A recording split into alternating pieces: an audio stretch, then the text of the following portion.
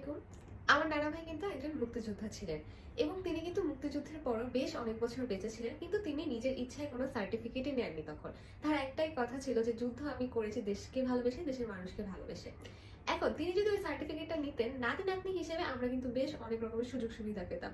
তবে না পাওয়ার ফলে যেটা ভালো হয়েছে সেটা হচ্ছে আমরা মেধার মূল্যায়নটা বুঝতে পেরেছি। এই যেমন আমার ছোট বোন নাবিলা, ও হচ্ছে বাংলাদেশের খুব স্বনামধন্য একটা ইউনিভার্সিটিতে ওয়েটিং লিস্টে ছিল। আর ওর যেহেতু কোটা ছিল না বা এই ধরনের কোনো সুবিধা ছিল না, তাই ও কিন্তু সেই ভার্সিটিতে ভর্তি হতে পারেনি। ওর পিছনের সিরিয়াল থেকে মানুষজন এসে ভর্তি হতে পেরেছিল জাস্ট বিকজ ওদের কাছে কোটার সুবিধা ছিল। তো আমাদের মতো সাধারণ যে জনগণ আছে তারা কিন্তু জীবনের যে কোনো একটা পর্যায়ে প্রত্যক্ষ বা পরোক্ষভাবে এই ধরনের সমস্যার শিকার হবে। তাই আমি নিজেও একজন স্টুডেন্ট হয়ে অবশ্যই এই কোটা সংস্কার আন্দোলনে অন্যান্য শিক্ষার্থীর পাশে আছি এবং থাকবো। কারণ মেধার মূল্যায়ন যদি সঠিকভাবে না হয়, সেটা কিন্তু শুধুমাত্র একজন দুজন শিক্ষার্থীর ক্ষতি করা হচ্ছে বা কোনো চাকরি প্রার্থীর ক্ষতি করা হচ্ছে, ব্যাপারটা কিন্তু এমন নয়।